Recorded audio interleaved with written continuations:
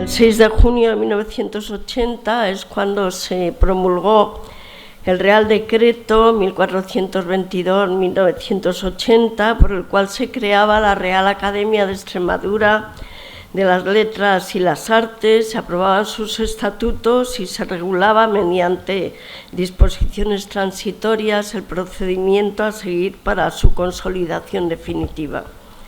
Por eso, en el mes de junio, a partir del año 2021, decidimos celebrar este mes como con una fecha cercana a ese 6 de junio como el Día de la Academia de las Letras y las Artes, procurando también hacer una sesión abierta para que todas las personas que quisieran venir a acompañarnos disfrutaran de este lugar. Un día señalado también para fomentar la imagen cultural de la propia Academia y al mismo tiempo para recordar nuestra labor como promotores de la investigación y la sensibilización sobre el patrimonio cultural, arqueológico, histórico-artístico, literario, medioambiental y todo el patrimonio creativo de las letras y las artes. Por lo tanto, es un día que además refleja la conmemoración por parte de la Academia de un autor o autores o un elemento patrimonial extremeño que fuera seleccionado por nosotros y que diera lugar a la disertación de una conferencia como memorándum del mismo, además de otras posibles actividades realizadas en conmemoración de ese autor o tema. Este año se lo vamos a dedicar al folclorista placentino Manuel García Matos, nacido en 1912 y fallecido en 1974. Una persona de gran importancia investigadora, con proyección nacional e internacional, que desde su cátedra en el Real Conservatorio Superior de Música de Madrid y en la impartición de cursos en el extranjero, así como al asesorar a instituciones como la UNESCO, logró difundir los valores del folclore extremeño, el folclore universal y de la música en general.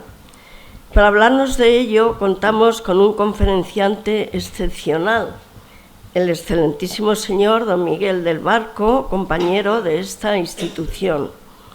Nacido en Llerena, es músico y compositor.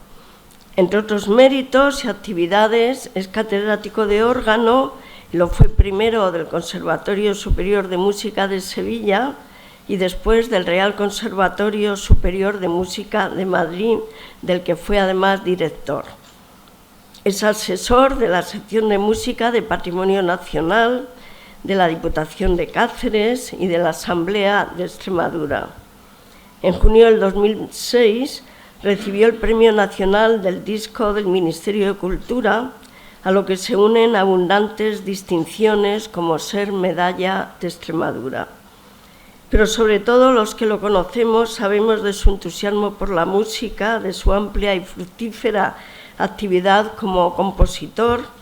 Recordemos también que compuso la música del himno de Extremadura, y como intérprete de conciertos en España y en el extranjero. Ahora mismo nos contaba la de ciudades que está recorriendo últimamente para dar conciertos o para hacer también actividades de gestión de los de otros intérpretes.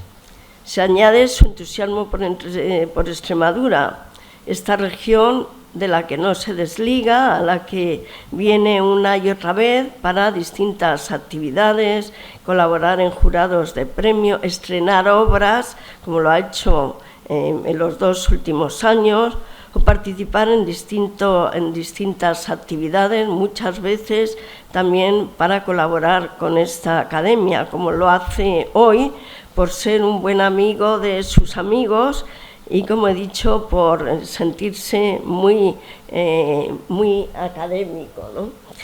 Quiero expresarle, por tanto, las gracias en nombre de todos los miembros de nuestra academia por haber accedido a estar hoy aquí, en esta sede, que es también la suya, del Palacio de Lorenzana, a impartir esta conferencia. Le cedo la palabra. Pues es para mí uno de los mayores privilegios el poder hablar de una de las grandes figuras que yo ya desde pequeño en mi ciudad natal de Llerena ya conocía algunas de sus incursiones para el folclore no solo extremeño sino español. En el año 1830 se funda el Real Conservatorio Superior de Música de Madrid, lo funda la reina María Cristina, procedía de Nápoles, que había 4 conservatorios, y se casa con el rey Fernando VII. Y ella funda el conservatorio. Era una mujer que era música también, tocaba el clave, tocaba. Y la actividad del conservatorio, el conservatorio más importante de España, uno de los más importantes de Europa, que tuve el honor de presidir durante 25 años, pues comienza el año 31, pero no aparece, hasta el año 1932 no aparece la asignatura de folclore. Cuando se inaugura en 1832, Óscar Esplá, un gran compositor valenciano, alicantino, pues el título de él y después el padre Nemesio Otaño, que fue también director del conservatorio, y en el año 42 hace una transformación de lo que era los programas, introduce la musicología, introduce la dirección de orquesta, introduce una cantidad de asignaturas que anteriormente hasta ese año no se habían incorporado al programa. Entonces el padre Otaño, el título era Folclore de composición, que en realidad no dice nada, pero bueno, alumnos de composición que estudiaban un poco el folclore, y el padre Nemesio Otaño está primero el Óscar Esplá de interino, y después en el 1939, recién terminaba la guerra civil, el padre Otaño asume también la cátedra de folclore, después fue uno de los grandes directores que han pasado por el conservatorio. Otra que es la práctica del folclore estuvo a cargo de Eduardo Martínez Torner, un asturiano que hizo el cancionero musical de la lírica popular de asturiana, y también Joaquín Rodrigo, que todo es conocido, como ustedes saben, por el concierto de Aranjuez, uno de los grandes compositores también valencianos. Pero el folclore propiamente dicho, lo que se dice el folclore, con todas las dimensiones, con toda la profundidad, con todo lo que lleva consigo el folclore, yo he puesto, le dije a la directora, digo, vamos a poner García Mato, compositor, folclorista, porque si digo solo folclorista, mucha gente piensa que es que eso de ser folclorista pues es una cosa de estas bandas o pequeñas bandas que hay ahora, dice folclore. No, esto es mucho más serio de lo que parece. Es hasta tal punto serio que cuando llega don Manuel García Mato al conservatorio, llega de una forma ya con aplausos incluso del director, que era en aquella época delegado de la administración en el conservatorio, que era el padre Sopeña. No era director, era una persona nombrada a dedo, como fueron todas aquellas personas, directores, hasta que yo llegué a la dirección, que propuse al señor Rubalcaba, no me acuerdo quién era entonces en esa época, que el director tenía que elegir el claustro, que no era eso de señalar la terna y tal, que eso desaparecía. Tuve varios problemas, aunque fui ayudado también, me ayudó él para aclarar las cosas y hacer, como creo que ya estábamos en la democracia, como había que elegir un director.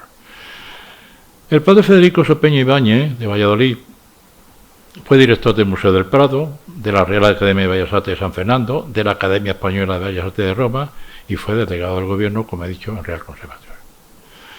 En el año 1951, el padre Federico Sopeña Ibáñez incorpora al conservatorio a don Manuel García Mato, en calidad de interino, a la cátedra de folclore. Esto lo dice en la página 185 de su Historia Crítica del Conservatorio de Madrid. Y Federico Sopeña escribió, leo literalmente: con grandísima satisfacción de mi parte, incorporé inmediatamente como interino a don Manuel García Mato, no gran folclorista, sino folclorista único de nuestra tierra. Lo que publicó en la revista, se refiere a García Mato, Música sobre la base popular en la obra de Falla, sigue siendo un trabajo de antología que daba orgullo incorporarle al conservatorio y era un puente más importantísimo en el Consejo de Investigaciones Científicas, pero la lentitud democrática para la convocatoria de oposiciones, pues impidió que él pudiera presidir, como dice él, su oposición. Y eso fue para una especie de frustración, porque no pudo presidir, pues ya no era director del conservatorio y no podía elegir el arreglo. El insigne musicólogo y compositor español José Subirá Puig Barcelona, 20 de agosto de 1982, Madrid, 7 de enero de 1980. Era una gran figura de la Academia, de la Real Academia de Bellas Artes. Además fue también su director de la biblioteca.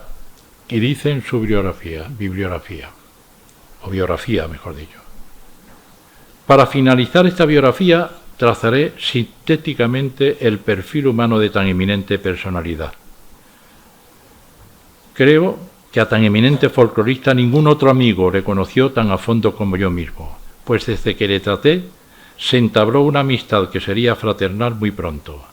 Durante muchísimos años, su visita de los viernes a mi hogar constituía un inolvidable encanto y tanto por parte de él como mía resultaba imprescindible, interrumpiéndolas únicamente en las vacaciones estivales, aprovechando él para reanudar su carrera folclórica a través de todo el país y por mí para tejer trabajos musicológicos en la paz campestre de las planas de Valvidrera frente a la belleza monserratina. Y al meditar ahora sobre lo muchísimo que aquel hombre valía, puedo resumir en 7 preciosas cualidades cuyo conjunto forman un perfil humano verdaderamente ejemplar: idealismo, ingenio, sabiduría, nobleza, bondad, sinceridad y sencillez. Reunidas en un solo individuo, todas ellas formaban el más perfecto retrato psicológico del inolvidable amigo don Manuel García Matos. La lírica popular de la Alta Extremadura, tienen ustedes ahí la portada, yo la tengo desde hace muchos años. El padre Sopeña, en una obra que tiene 10 años de música en España. Vean ustedes la personalidad que voy a citar ahora. Don Gerardo Diego, de la generación del 27, uno de los grandes poetas, pero también un crítico musical. Yo intervine con don Antonio Gallego, que en paz descanse, en Santander, para dar una conferencia sobre aspectos de la... Tiene muchos libros publicados sobre crítica de la música. Era una persona que tocaba el piano en los conciertos, en las conferencias que daba, en las clases y tal. Y dice lo siguiente: la lírica popular de la Alta Extremadura es el título. Nos dice de un magnífico cancionero editado por la Unión Musical Española y fruto de las investigaciones y estudios del maestro Manuel García Matos, con ilustraciones y dibujos. En él sistematiza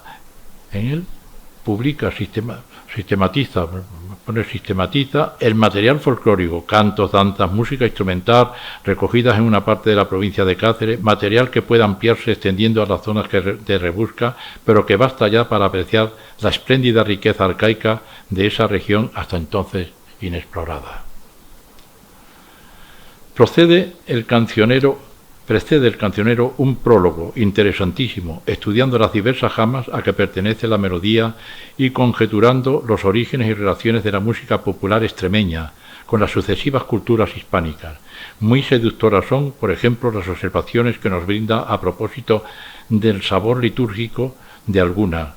La posición del autor respecto al problema de la influencia arábiga es más bien ecléctica, inclinándose a apreciar un influjo mucho más hondo que el admitido en sus últimos estudios por los musicólogos de la escuela perillana.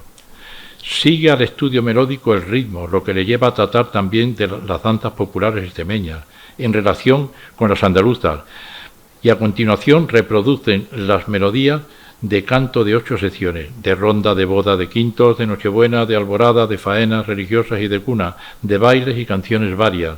En total 366 melodías, muchas de ellas de gran belleza y antigüedad. La letra ofrece aportes considerables como folclórico y poético, y la transcripción musical a la vez prudente y flexible. El cancionero de García Matos eclipsó a todos los demás y con razón, a todos los de la posteridad. Como se conoce en Extremadura, oportunas ilustraciones gráficas vienen a completar el proceso histórico de la gaita. Muy curioso es también el estudio de los bailes y danzas con esquemas rítmicos y coreográficos e ilustraciones fotográficas que dejan la materia completamente aclarada. La colección de melodías instrumentales es riquísima y se compone de 200, Completa la obra la transcripción de las letras que siguen a las del texto musical.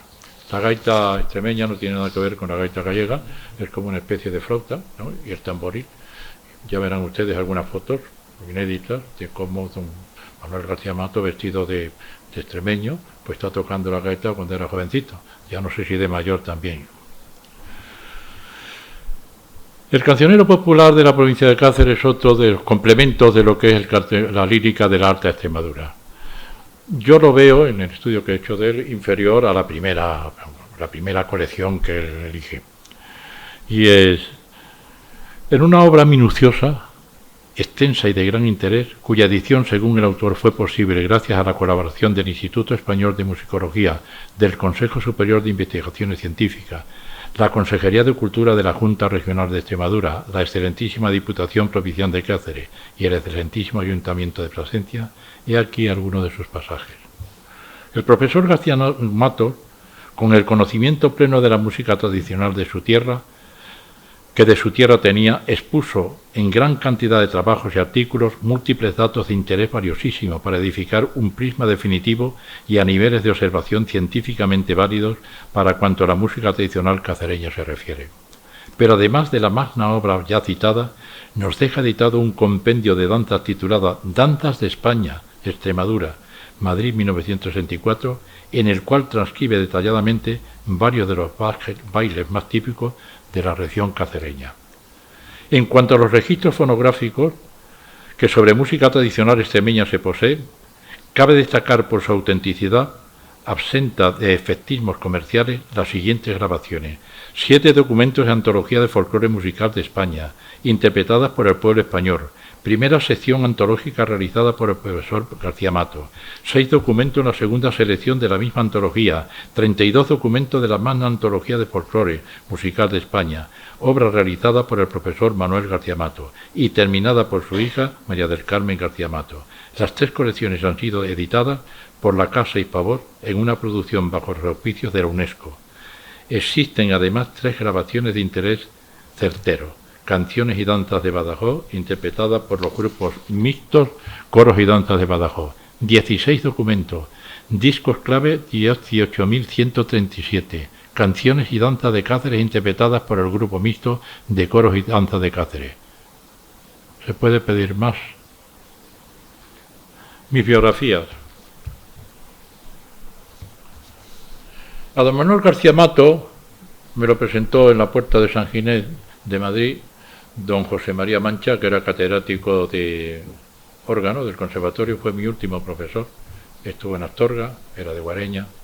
Con 16 años ganó un premio para ser unas oposiciones, no creo que fueran oposiciones propiamente dichas, para ser organista de la catedral de Astorga, que tiene un órgano maravilloso. Además, Astorga es una ciudad preciosa también.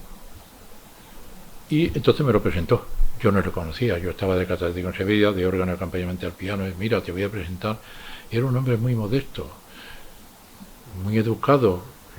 Yo que era un chaval comparado con él. Entonces, bueno, don Miguel, pues le felicito por sus oposiciones en Sevilla. Dice, y me alegraría, digo, mire, don Manuel, no se alegre nada porque le voy a decir yo la alegría. Tengo escritas sobre canciones, la lírica popular de Extremadura, 7 leyendas extremeñas para piano, que se estrenarán posiblemente y se editarán. Yo no lo volví a ver más. Y cuando me trasladé de Sevilla a Madrid, un incendio en Llerena, dejé mi biblioteca en Llerena, unos 3.000 y pico de volúmenes de historia, de literatura, de filosofía, de música, mi piano de cola y todo lo demás. Se me incendió la biblioteca, se me incendió la casa y perdí todo, hasta que ya dejé de componer porque tuve una crisis que no es muy grave porque a mí no me afectan las adversidades, pero tuve ya dejar de componer, no tenía inspiración. Publiqué en la periódico Extremadura, publiqué 2 grandes músicos extremeños, en la que García Mato y Esteban Sánchez. Esteban Sánchez ya hemos hecho hace poco, estuvo también la directora, yo estuve también en Orellana la Vieja, hace poco que que presentamos su última biografía. Y también el director o el consejero de Educación estuvo también en Orellana la Vieja, que tuvimos allí un festival importante Entonces, estos dos grandes músicos extremeños salieron, digo siglo simplemente porque pone siglo XX, de que es una revista, pero también había publicado otra que no he incluido, que era al cumplirse los 100 años de su nacimiento, tenía esta fotografía, y esto fue en 1912, en 2012. Este es otra de las biografías que no está incluida. Yo escribí la biografía, y en la biografía incluyo pues una serie de cosas, sobre todo algo que es importante, que es el prólogo que él dedica a la publicación de la lírica popular de la Alta Extremadura, de Unión Musical. Ya he dicho que me lo presentó. Periódicos de Extremadura, dos grandes músicos extremeños, tienen ustedes ahí la prueba. No me gusta hablar de cosas, contar cosas mías que no estén documentadas, porque hoy leo uno muchas biografías y leo uno muchas entrevistas. Yo fui no sé qué, yo que he vivido algunos momentos de las personas que declaran, digo, ¿se puede ser más mentiroso? Esto no es verdad. Hablo de los conservatorios, no me meto en política. Y es verdad que muchas veces presumen, dice, yo fui catedrático, no sé qué. No, usted no fue catedrático. Usted se ha inventado en su currículum que estuvo en no sé qué, no sé cuánto. Y lo he conocido y sigo conociéndolo. El periódico de Extremadura ya lo tienen ustedes ahí. Y la palabra del autor, prólogo de la lírica popular de la Alta Extremadura, dice él: acudí con todo cuidado y esmero, según su palabra, a recoger los ricos tesoros de nuestro cancionero propio, injustamente postergado y desconocido en el folclore español, que por constituir dentro del saber popular la manifestación en la que más vigorosamente se encarnan los sentimientos afectivos y humanos de la raza, es por lo mismo el factor más intensa y ampliamente comprensivo de nuestra psicología, de nuestras bondades y defectos y de nuestras típicas vernáculas costumbres. La lírica popular de la Alta Extremadura es el resultado de un arduo y perseverante trabajo de campo que podía haber sido más extenso y completo si las posibilidades económicas de don Manuel se lo hubiera permitido, ya que no contó en ningún momento con la ayuda oficial, lamentablemente. Son conmovedoras las palabras de don Manuel al exponer que los dos motivos que me impulsaron a formar la gran obra. Como extremeño nos dice que amo y muy fervientemente a mi región, no podía serme indiferente el ver cómo de manera gradual pero definitiva iban perdiéndose en el olvido, relegadas por la cada día más creciente ambición de maneras y usos relegadas modernistas, nuestra más clásica y bellas tradiciones del pueblo. De otra parte, continúa diciendo, sentía verdadero empeño en demostrar cuán equivocados estaban algunos que nos atribuían falta de sensibilidad y que negaban por desconocido nuestro canto folclórico. El primer motivo solo parcialmente se cumple debido a las razones expuestas, la falta de medios económicos. El segundo se logra plenamente y de manera bien cumplida. Bastaría, según nuestro ilustre paisano, un grupo de canciones cualquiera, o cualesquiera, poner cualquiera, de las que aquí reúno para probar cómo el pueblo extremeño sabe sentir honradamente y traducir en finos y bellos cantos sus más íntimos sentimientos. La labor investigadora del profesor García Mato trasciende el ámbito geográfico de Extremadura y se extiende a todas las regiones de España y algunas del extranjero.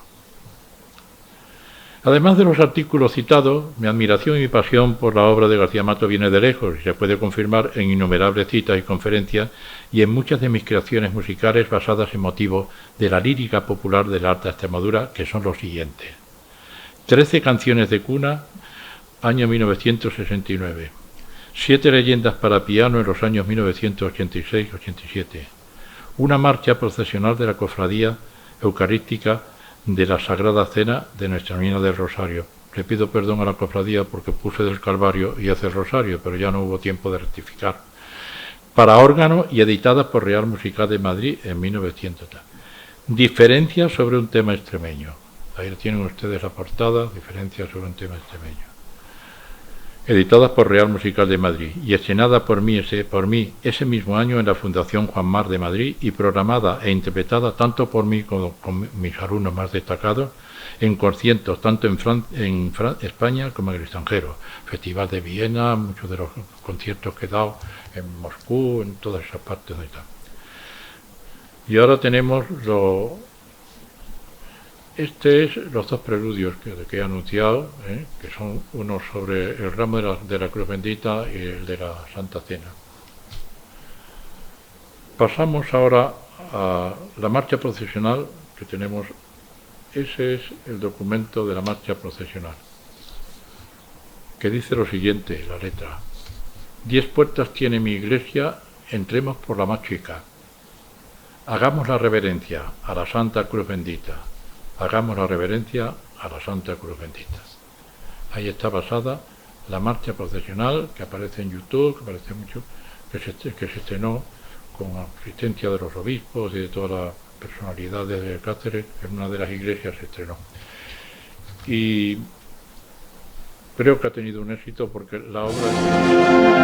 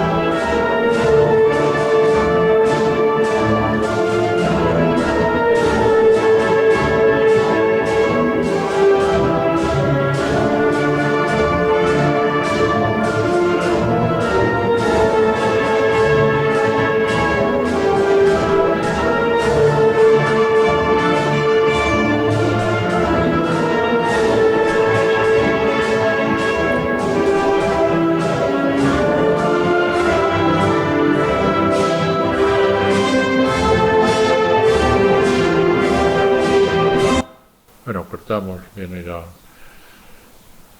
Es una marcha procesional que tiene, como hice con el himno de Extremadura, una marcha procesional que tiene su simbolismo, va subiendo como el Calvario, subiendo poco a poco.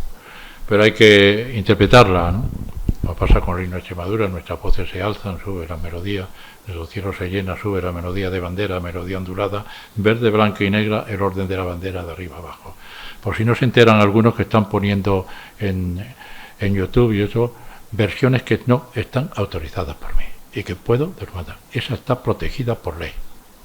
Está protegida por ley, por la Junta de Extremadura. Y la melodía no se puede transformar porque pierde la simbología propia del himno. Entonces se está poniendo, que yo no le he denunciado todavía a la sociedad de autores, pero me voy a tener que poner serio porque me parece un escándalo las versiones que se hacen, que son realmente insoportables. Pero bueno, ese es otro tema. Tenemos la danza del Quitaipón, que la tiene también, que ya empezamos con la danza, que es preciosa, preciosa. Y hay una versión de la danza de Quitaipón que hemos conseguido, que lo dirigía Mercedes Padilla, que ha sido catedrática, directora de orquesta, catedrática del Conservatorio de Contrapunto y Fuga, que tiene su orquesta, y que fue la primera que dirigió, por eso le digo, no porque sea mi mujer, porque no necesita ya publicidad de ningún tipo, si no miren ustedes a internet, sino porque es la única que tenemos para proponer aquí, con la banda municipal de Badajoz. Y es una que formaba parte también de un quinteto que yo hice hace muchos años, en el que todo viene del cancionero, menos una marcha fúnebre que incorporé en lo de Hernán Cortés, la incorporé al principio Hernán Cortés, me sirvió como hacen muchos compositores. Vamos a ver entonces, esa es si, si, do, re, ahí dice la letra, es: ahora que sale mi novia, ahora que mi novia sale, ahora que sale mi novia, toco yo para que baile por la mañana temprano. Toco yo para que baile. Dice, por la mañana temprano te espero, Juan, en el balcón, regando las azucenas, la hierba buena, la flor de amor. Es una preciosidad de danza, muy alabada por compañeros míos, grandes compositores. ¿Cómo es posible? Digo, bueno, es que yo estuve en el País Vasco, estuve en el norte estudiando y tal, y yo conocía gente que había visitado Extremadura. Pero ¿cómo es posible que Extremadura, si entras y te... Digo, no es que Extremadura, cuando entráis veis el desierto que tiene Extremadura. No habían visitado nunca Extremadura. Ni conocen realmente cuál es la literatura que hay sobre la canción popular de Extremadura. Que eso es creación del pueblo, es una creación de los compositores. Los compositores nos aprovechamos de eso y nos inspira para poder hacer obras, bueno, con mayor o menor calidad, depende de las personas, para hacer obras realmente basadas en ese cancionero y difundirlo por todo el mundo, como pasa con la marcha procesional. Entonces, ahí está, eso es, y el Quitaipón, dirigido por...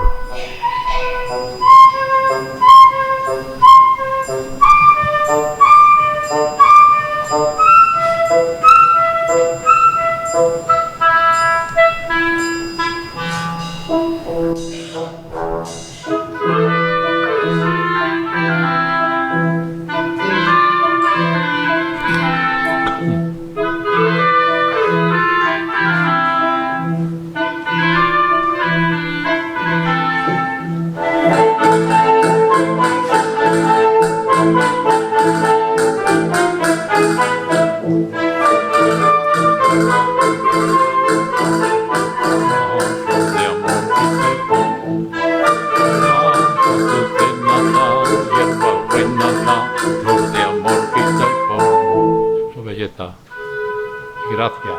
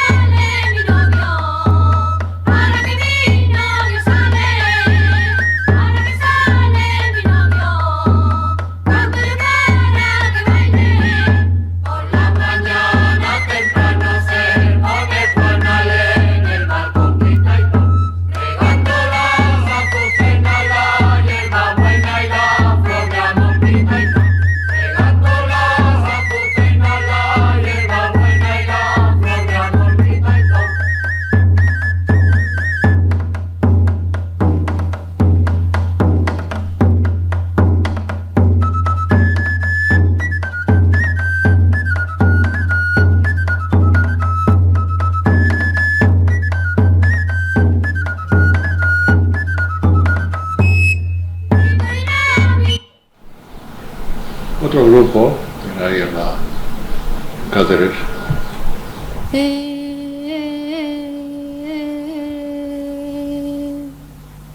Levantati segundo, levantati al instante, que el niño quiere agua, levantati no tardi, ro, ro, ro, ro, ro, ro, ro, que ya se durmió.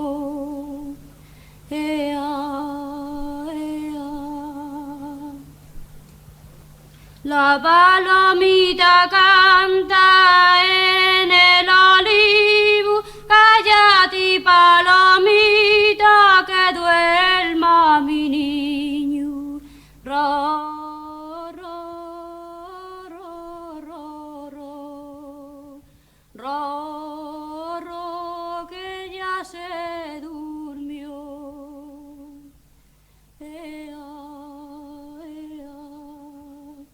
Ya, no sabía que... Bueno, puedo hablar muy alto que tengo todavía la voz potente, todavía, ¿eh? Pero si me oyen mejor. Que digo que es una leyenda de Extremadura, tiene como un recitativo al principio, después hay una parte mía para modular, que aparezca otra vez después lo que es la parte melódica de García Mato, que es esa segunda donde pone andante ahí, ¿no? Pero esta es una letra complicada, ¿eh? No sé cómo han podido, y los músicos, hay algún músico aquí, tenemos aquí a don Vicente, Plasencia, sabe que esos 7 bemoles no son normales. ¿De dónde los copió García Mato? Yo he controlado, he hablado también, que no lo he citado, que es el catedrático de folclore del Conservatorio de Madrid, que es palentino, ya se ha jubilado, que fue secretario mío, hizo una loa escribió todo lo que García Mato ha hecho. No he querido alargarme porque es una conferencia, creo que he dicho lo esencial de lo que era García Mato, porque ya sé que vienen después otras intervenciones y no quiero intervenir ni quiero alargarme más de lo que he dicho, porque creo que lo que he dicho es suficiente para saber que lo de García Mato no fue una obra, como decía el padre Sopeña, no es un folclorista, es el folclorista de nuestra tierra, porque yo os digo una cosa, es milagroso lo que hizo. Eso no tenía vacaciones, bueno, yo tampoco las tengo, pero no soy García Mato, no soy García Mato. Y bueno, es que claro, el micrófono este, es que hablar al micrófono no me parece lo más correcto, pero bueno, quiero decir que no tenía vacaciones. Las vacaciones, como ha dicho don José Subirá, las aprovechaba él para hacer... ¿Estaba encendido? A ver. Las vacaciones las aprueba, las tenía para don José Subirá para especular frente a Montserrat y don García Mato para hacer los rastreos y visitar las aldeas y copiar. Él llevaba un papel pautado, Vicente, y lo que le cantaba lo ponía, fíjate tú, lectura que existe en el conservatorio, esa asignatura, y él en aquella época no había ¿y en qué vehículo iba él? ¿En qué vehículo? Pero iba en un coche que a lo mejor la mitad del camino se le quedaba. Era un hombre que viajaba, pues bueno, a lo mejor en burro, no lo sé. Eso ya no se lo pregunté porque no tuve oportunidad de hablar largamente con él. Pero realmente es milagroso lo que ha hecho García Mato en toda España. Ha superado a todos los demás folcloristas, porque los que tienen hoy tienen muchas más facilidades para hacerlo todo. Claro, ya lo saben ustedes, viajar, grabar, todo lo demás. Bueno, vamos a ver si esto me funciona en el órgano, en el aparato este.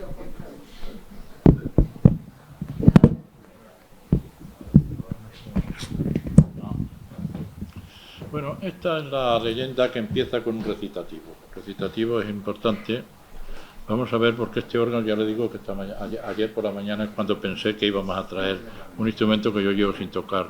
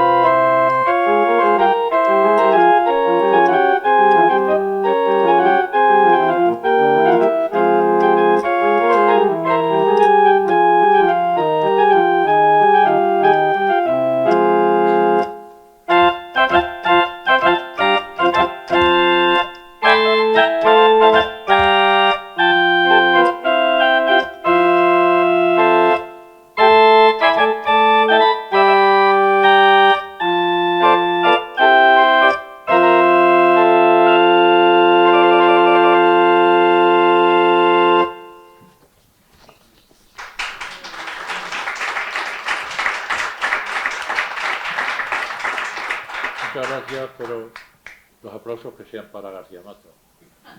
Yo se los remito, estará seguro que está en el cielo. Yo creo que el purgatorio no, porque empezó a cantar canciones extremeñas y dijeron, bueno, este es mejor que los canten con San Pedro allí en el... Son tan bonitas, tan maravillosas, como esta de la Aurora. Esta la estrené yo, ya lo he dicho, en la Fundación Juan Mar. Y tiene un bajo ostinato, que siempre...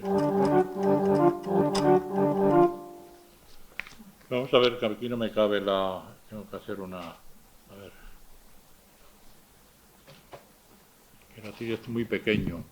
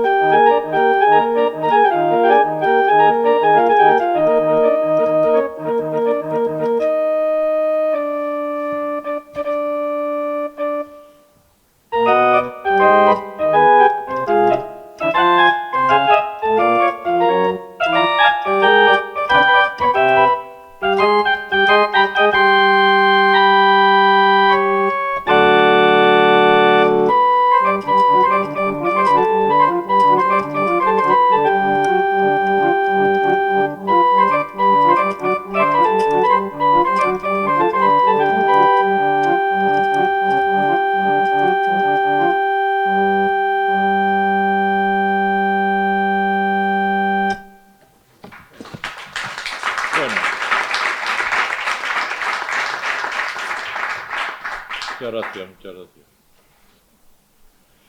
Esto es cuando las llegan a es de boda. Esta es de boda, para la cuestión de la boda, estaba ahí. Llegada del cortejo nupcial a la puerta de la iglesia. De esto tiene García Mato en la segunda parte montones de melodías de la gaita, de los tamborines impresionantes, y algunas son preciosas. El quinteto que yo tengo aparece con el despertar, y hay un asido que abre la alborada que va también, ¿no? Y esta, la primera parte, es una cosa mía que yo he hecho una introducción para que después la parte regal.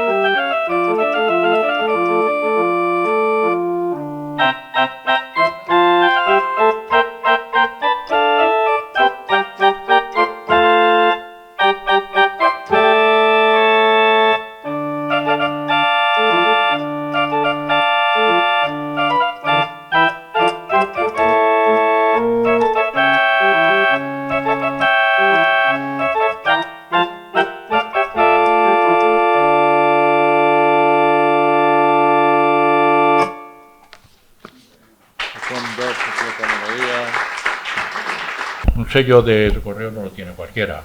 Manuel de Falla son grandes figuras, ¿no? Y entonces no sé de dónde partió la idea de hacer el sello este. Y ahí tenemos una de las fotografías suyas y el sello. Yo creo que también le regalé a la directora uno de los sellos, no sé, a alguno de los compañeros académicos de don José Julián Barriga Bravo. Y con esto pues damos por terminado, damos la bienvenida a los señores que han venido también con la conferencia de Unamuno, ¿eh? Uno de mis grandes, yo admiro mucho a Unamuno también, he leído mucho de él. Y claro, el protestantismo ha tenido grandes figuras de la música. Juan Sebastián Bach, por ejemplo, es digno de aplauso en todos los aspectos. El coral es uno de las iglesias protestantes de lo que más luce Juan Sebastián Bach en toda su obra, que es también, como don Manuel García Lamoto en otro aspecto, uno de los grandes compositores. Es el padre de la composición de todos los tiempos. La técnica de Juan Sebastián Bach ha permitido el progreso de la música, que es técnica de la imitación. Y la imitación se puede hacer con obras que sean más o menos melódicas y obras que sean distintas a las melodías, que sean partituras que no se adapten a lo que es la música profesional, la música provincial, la música que viene de la época del clasicismo, y entonces Juan Sebastián es el que hace que una obra pueda llegar a ser una sinfonía sin hacerse cumplir los requisitos de lo que era la armonía tradicional y el contrapunto tradicional. Por eso, bienvenido a esta conferencia, y yo le aplaudo ya desde aquí. Muchas gracias. Vamos a iniciar esta segunda parte del programa, la entrega del Premio Unamuno Amigo de los Protestantes, en su edición del año 2025 a esta Real Academia de Extremadura de las Letras y las Artes. En primer lugar, doy la palabra a don Pedro Tarquis, presidente de Protestante Digital y portavoz de la Alianza Evangélica Española. Presentar el Premio Unamuno Amigo de los Protestantes, ¿en qué consiste? Bueno, primero, ¿quién lo entrega? Lo entrega el diario Protestante Digital. Fue creado hace 21 años por la Alianza Evangélica Española, que es una entidad que tiene 150 años de existencia. Representa a los protestantes españoles en la Alianza Evangélica Europea, con oficina en Bruselas, en la Unión Europea, y a su vez representa a Europa en la Alianza Evangélica Mundial, que también tiene oficina en la ONU. Cuando se creó Protestante Digital fue crear un medio autónomo, profesional, hecho por periodistas, independiente, que fuera un vínculo y un puente entre la fe evangélica o protestante y la sociedad española. En este tiempo, actualmente hemos llegado a alcanzar los 15 millones de páginas vistas cada año, y somos un referente a nivel no solo de Europa. Tenemos una edición en inglés, sino también en Estados Unidos y en Latinoamérica, con una edición especial para allí. Con lo cual este premio es un premio que tiene un gran alcance. Es la 16ª edición que entregamos del premio. Lo han recibido gente tan conocida, pues por poner dos nombres que todos tenemos conocimiento, como es Muñoz Molina, de la Real Academia, o Ruiz Gallardón, que fue secretario general, fue presidente de la Comunidad de Madrid y firmó el primer acuerdo, el primer convenio de una comunidad autónoma con los protestantes. En estos 21 años, decir que el Premio Unamuno ha tenido una repercusión, porque yo creo que ha sido algo muy emblemático, ¿no? La persona Unamuno, sabéis, él se definía como un verso suelto, y él tuvo una estrechísima relación con el protestantismo. Tuvo una gran inquietud espiritual.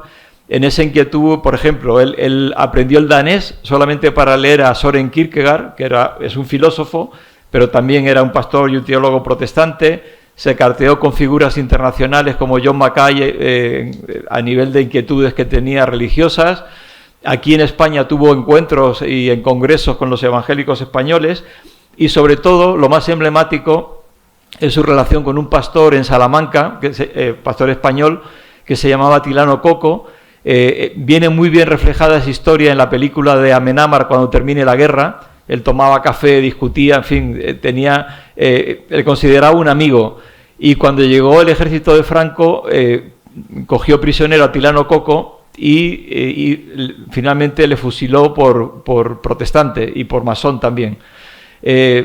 Unamuno intercedió por él, intercedió de una forma muy vehemente, muy enfática, muy comprometida. Y en 1936, en el Día de la Patria, él como rector presidía en el Paraninfo de Salamanca ese acto. Estaba allí el ejército de Franco, estaba Millán Astray, fundador de la Legión, Carmen Polo, la esposa de Franco, y él, en ese momento, la mujer de Atilano Coco le entregó un sobre en el que le decía: su amigo va a ser fusilado por Franco.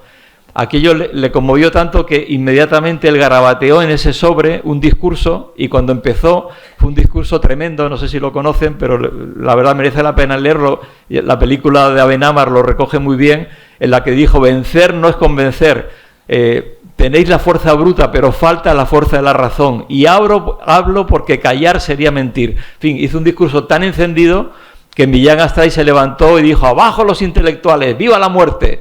Incluso se temió por la vida de Unamuno, tuvieron que sacarle, le sacó Carmen Polo de hecho el brazo para evitar que fuera agredido, incluso que le disparasen allí mismo.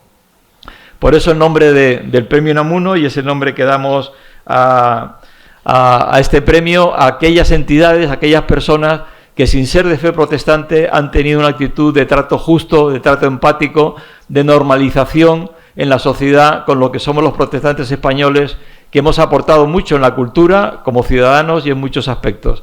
Y en ese sentido, para lo que es los méritos de la Real Academia de Extremadura, va a ser Emilio Monjo, que es quien más directamente ha tratado con ellos. Yo solo he tenido contacto con María del Mar Lozano, que le agradezco su amabilidad, desde luego tremenda. Agradecer también, me he olvidado, perdón, agradecer la presencia aquí de los miembros de la Real Academia, autoridades políticas, y Emilio Monjo va a ser quien haga la glosa de por qué damos este premio a la Real Academia. Que las manos de los príncipes de la nación que tanto amaron recojan ahora sus cenizas aquí en su tierra, en Rescoldo, y esparcidas por Europa, será un reconocimiento de su memoria y una honra mutua para los príncipes y para ellos. Esto escribí a la Casa Real en el año 2008. Íbamos a hacer un congreso en la Universidad de Sevilla sobre reforma protestante. ¿Los milagros existen? ¿O sería que la carta con 4 renglones era muy chocante? Lo cierto es que contestaron de inmediato. Los príncipes presiden el comité de honor de ese seminario, de ese congreso internacional que se hará en Sevilla. Esas manos que recogen las cenizas. La Real Academia ha recogido cenizas de esos que las dejaron aquí, aunque amaban tremendamente a su tierra, y que tuvieron que exiliarse en muchos casos, y como diría uno de ellos, no solo de su tierra, sino ¡ay!, de su lengua. De su lengua. Vivir en otra lengua, no solo en otro territorio. Todo eso lo recogió la Real Academia en 2 jornadas que se hicieron, y brevemente apunto cómo se llegaron a realizar. Empiezo por alguien que ya no está con nosotros, Andrés Oyola.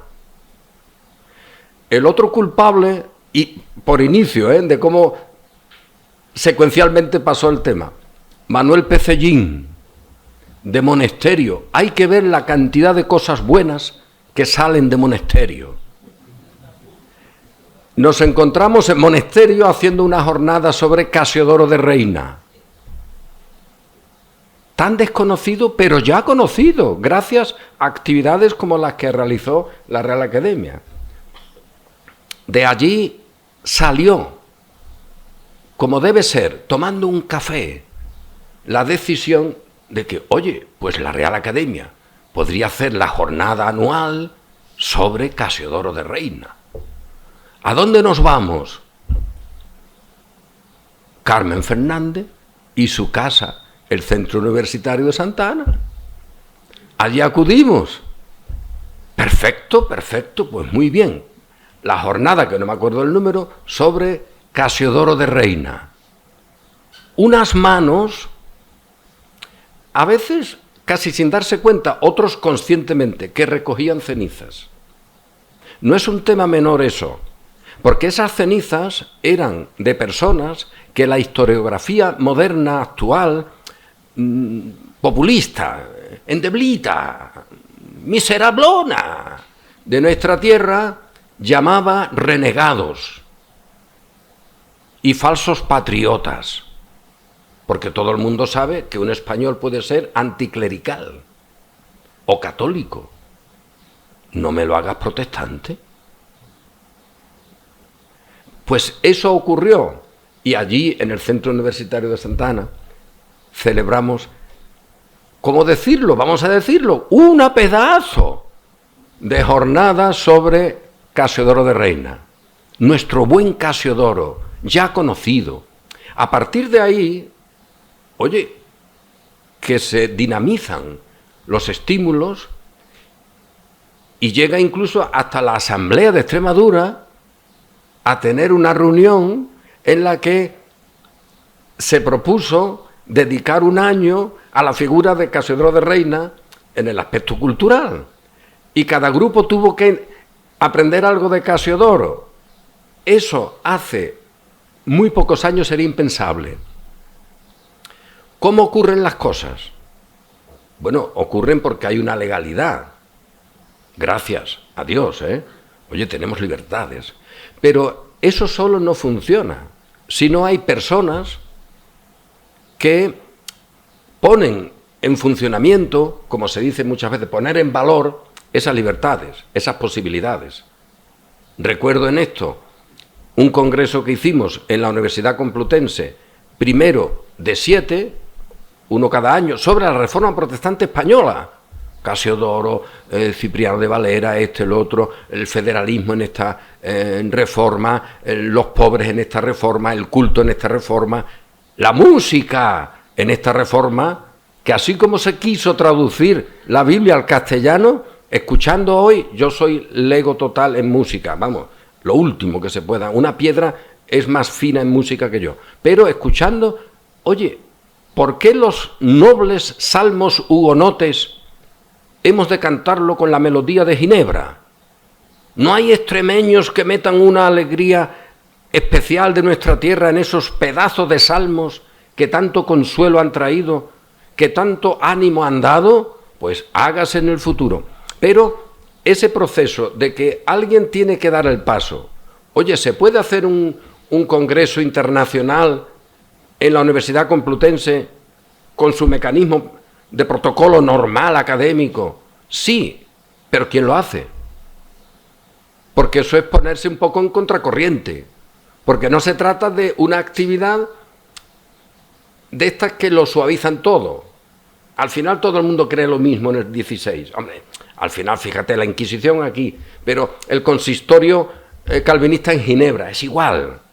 No es igual, ¿cómo va a ser igual? Aquí hay pobres, sí, y se usa para un mérito humano.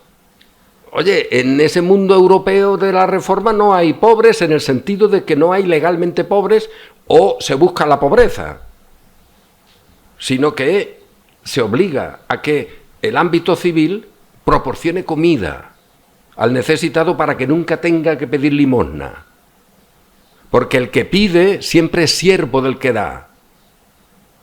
Y ahí están los nobles navarros, ¡aupa!, de pie, gente libre, pues siempre.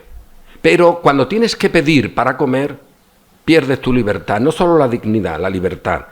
Este mundo de los nuestros, oye, con todas sus carencias o circunstancias, era un mundo de libertad. Y esa libertad empezaba con una libertad de la conciencia. Y esa libertad de la conciencia alimentada por el texto bíblico, oye, que será el fundamento de la libertad en un país católico, digo yo, que se pudiera leer en su lengua. A más de uno en nuestra tierra quemaron por traer un Nuevo Testamento en castellano, traducido por uno de esos renegados, Francisco de Encinas, erudito extraordinario para quien quiera ver la realidad. Pues estas cosas se llevaron a cabo en la Real Academia de Extremadura, por la cual ahora recibe este premio de protestante digital, de cuya entidad debo decir, es extraordinaria, no por quien la dirige ni nada, sino porque me dejan hacer un artículo cada semana. Eso denota ya una condición especial, os puedo asegurar, ¿eh? Eso es así, que te aguanten diciendo las cosas que yo digo muchas veces, una vez a la semana, tiene guasa, y allí está también uno de los directores al que le mando el artículo y digo, pobrecillo, cuando lo reciba, y lo pone, y lo pone, y lo pone, y lo va poniendo. Así que gracias también a Protestante Digital por estas actividades que de algún modo sirven para poner de manifiesto la realidad de una España, ¡ay!, que no fue. ¿Y cuánto perdió con eso? Porque se pueden tener errores, pero si no tienes limpia conciencia o libre conciencia, nunca puedes reconocerlos. Y un país que no reconoce su historia no puede cambiarla. Y nosotros somos gente de Extremadura que ha cambiado tantas cosas en el mundo. Pues ánimo, extremeños, seguid en esta senda. Real Academia de Extremadura, que ahí tenéis delante, ¿qué digo? Oye, una jornada sobre la leyenda negra. ¿Qué tiene que ver eso con Extremadura? Casiodoro de Reina, se sabe que no escribió, pero sí editó, uno de los pilares que esa historiografía dice que es fundamento de la leyenda negra, porque explicó las artimañas de la Inquisición en Sevilla, escrito con seudónimo. Se sabe que no mintió, nadie puede demostrar que haya una falsedad, pero eso es leyenda negra. Y quien dice eso, otras cuestiones.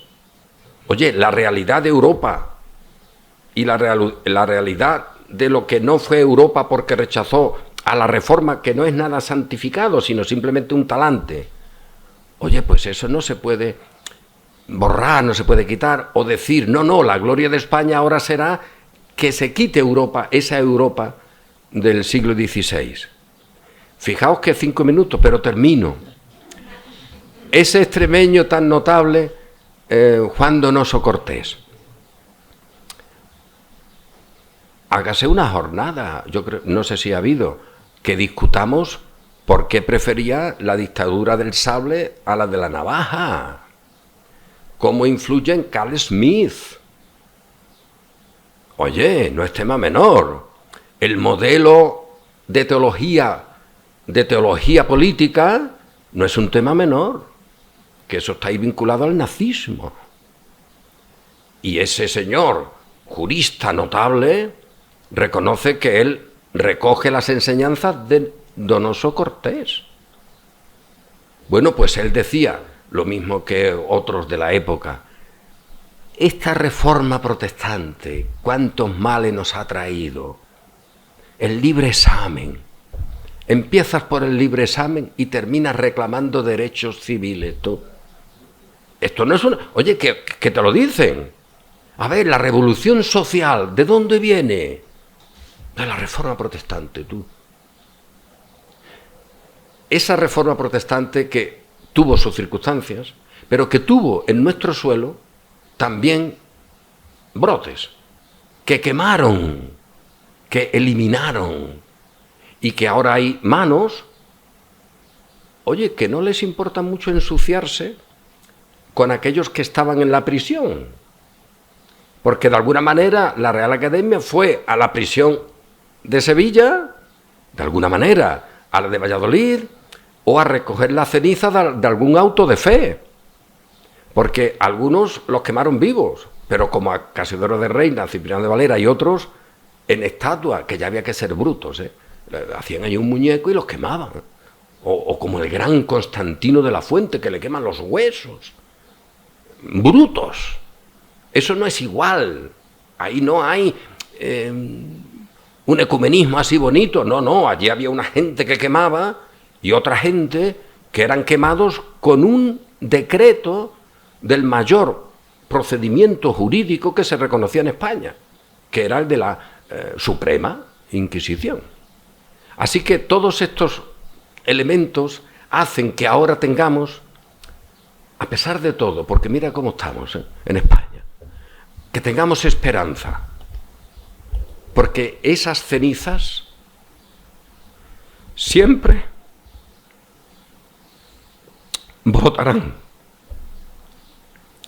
porque son el alma de un pueblo, y de un pueblo libre al que han esclavizado. No seamos tan tontos de cepillarle la bota al que nos aplasta. De pie, gente libre. Y con ese canto tendríamos a muchas mujeres de la Reforma. ¿Te vas a acordar, Emilio, de Juana de Albret? Me acuerdo de Juana de Albret, la abuela número 12 o 13 de nuestro rey. Una calvinista fundamental, extraordinaria, endeblita como mujer, con un problema familiar enorme, casada con un Borbón, pero que hacía temblar al Papa, al rey de Francia y al rey de España. Y esa reina, porque tenía una parte de su pueblo que solo hablaba euskera, hizo que se tradujera el Nuevo Testamento al euskera en una obra fenomenal. Y a ese Nuevo Testamento, que los príncipes recibieron un facsímil de mi mano, por cierto, allí en la Zarzuela, en ese Nuevo Testamento iba incluido un catecismo calvinista. Y ese catecismo se tradujo en castellano y en euskera, edición bilingüe, quedó muy bien. ¿Y dónde se entregó? ¿Dónde se presentó? Centro Universitario Santa Ana, en la jornada sobre Cipriano de Valera. Hasta ahí podemos llegar y llegamos, porque esos ejemplares, y ya termino, se entregaron en una jornada en el Parlamento de Navarra, en Pamplona, y se les dio a casi todo, porque sé que algunos no, a casi todos los parlamentarios de Navarra. O sea que ese texto de nuestra reina, quemada, blasfemada, perseguida, al cabo del tiempo, en Almendralejo se está presentando, que hay una foto en la que estamos allí, está Manuel, está Carmen también, y yo creo que también estoy, y tenemos ese catecismo, a uno de nosotros tiene el catecismo en la mano. Oye, esto es una alegría. A esto merece que se le haga una melodía. Esto es un canto de victoria, como el lema de esta reina: victoria cierta, batalla honesta. Si no tengo camino, lo abro. Eso no lo inventó ella, pero lo usó. Y yo, para ya no seguir abriendo la boca, la cierro con la alegría personal de que esas jornadas se hicieron. Eso culmina también anhelos, deseos de otros muchos que en otras épocas no tuvieron libertad. Mira lo que le pasó a Tilano Coco y a otros pastores. Esa época de falta de libertades, en las que una reunión como esta podría acabar malamente. Hablando nosotros hoy de los protestantes, podríamos terminar, ya podéis imaginar. Bueno, pues el anhelo de muchos y muchas que antes fueron, de alguna manera se cumplen con esos pequeños actos. Y esos pequeños actos son los que hacen también ahora el gran acto de que le den el premio Unamuno Amigo de los Protestantes a la Real Academia de Extremadura de las Letras y de las Artes.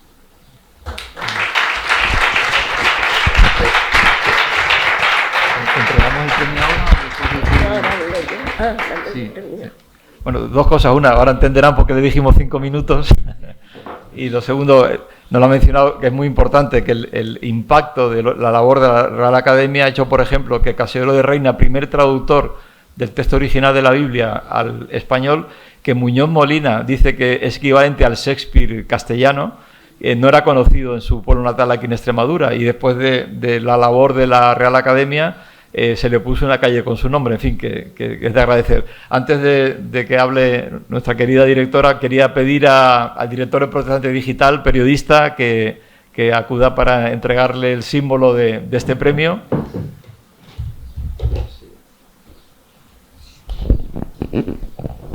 Dice: el diario Protestante Digital concede en su 16ª edición el premio Unamuno Amigo de los Protestantes a la Real Academia de Extremadura de las Letras y las Artes por su excelente y generosa difusión de la aportación cultural de los reformadores españoles, muy en especial del extremeño Casiodoro de Reina, en Trujillo, a 14 de junio de 2025. Gracias de corazón.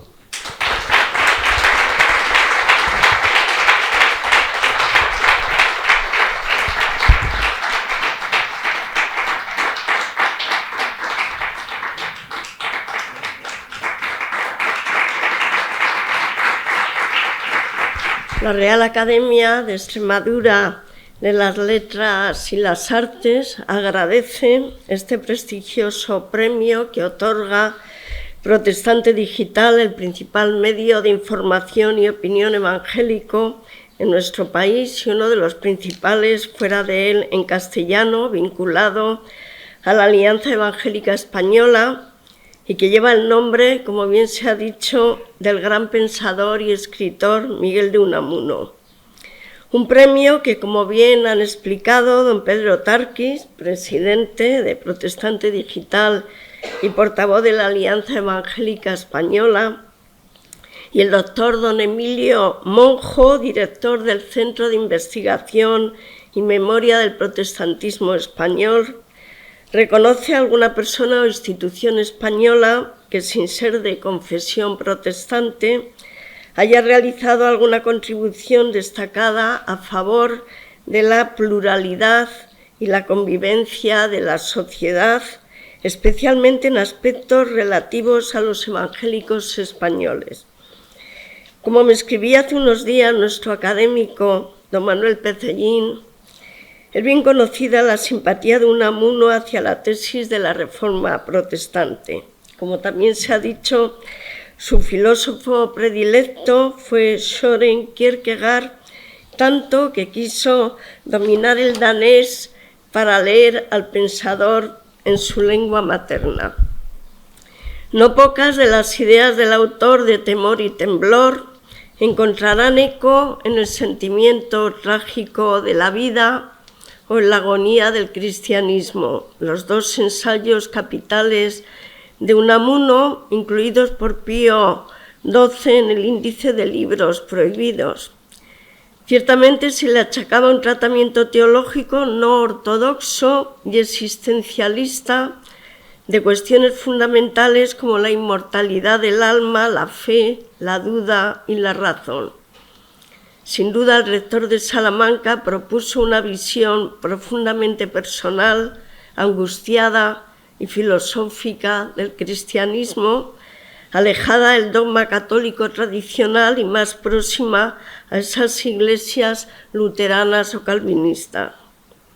La Academia, con su interés por contribuir a la investigación y la difusión de temas de la cultura, el patrimonio y la creatividad, principalmente relacionados con nuestra región, lo único que ha hecho ha sido colaborar con el conocimiento de dos grandes humanistas extremeños del siglo XVI que habían sido en cierto modo relegados de la historia, o mejor, de la filología, Casiodoro de Reina y Cipriano de Valera, que son además dos de las grandes figuras del protestantismo español.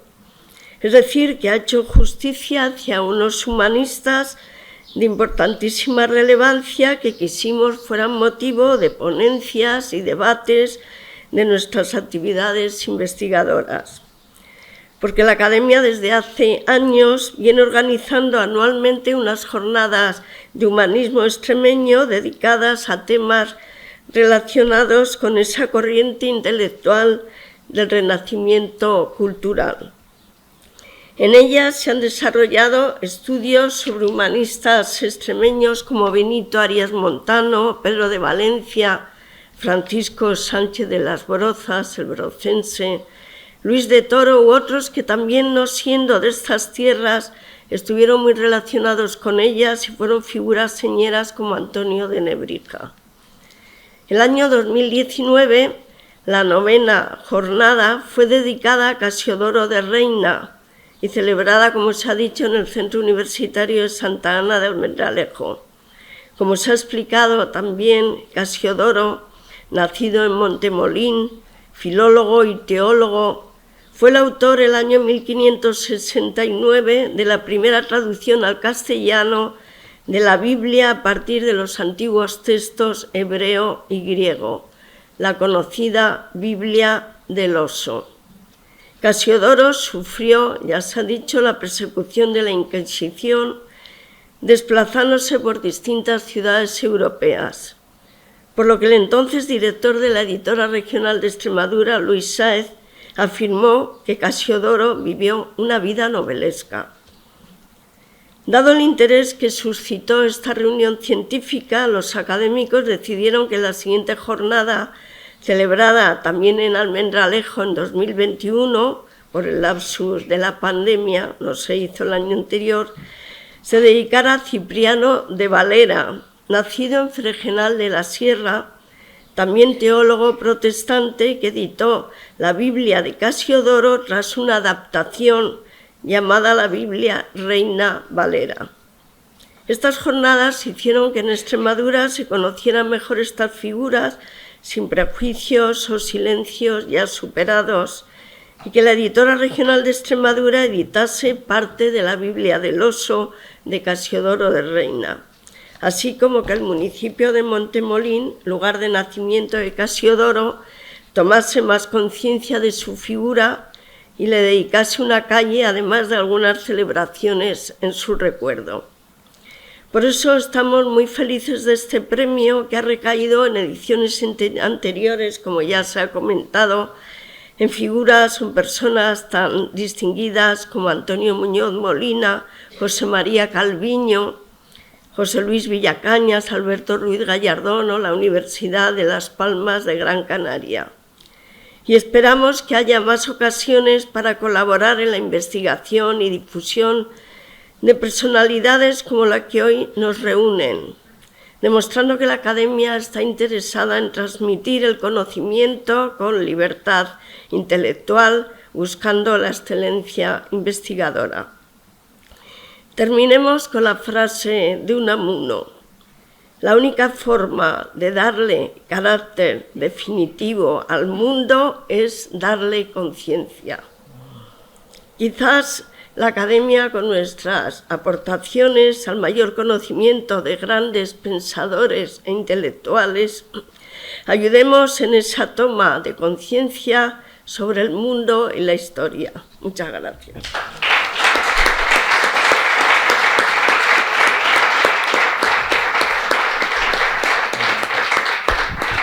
Bueno, pues ya levantamos esta sesión. No lo he agradecido antes, pero lógicamente agradezco a Miguel del Barco esa interesante, entretenida, versátil y creativa conferencia que nos ha dado para que conozcamos mejor a García Matos, una personalidad a la que le vamos a dedicar más actos y seguramente, entre otras cosas, una exposición, ¿no? Está aquí el secretario general de Cultura y haremos una exposición no solo sobre García Matos, sino sobre el folclore a través también de distintas visiones.